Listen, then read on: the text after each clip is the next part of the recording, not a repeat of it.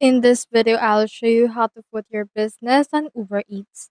In order to do that, head right here to your account option, and then once you're there, just scroll down to the option and click on this Set Up Your Business Profile.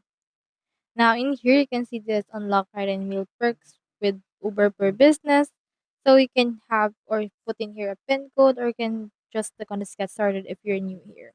Just enter in here your business email, and then just choose in here a payment method. Just click on this add payment, and then you can add your bank account, Venmo, EBT, credit, PayPal, Google Play, Uber, benefits, and Klarna. So just choose your payment method to that.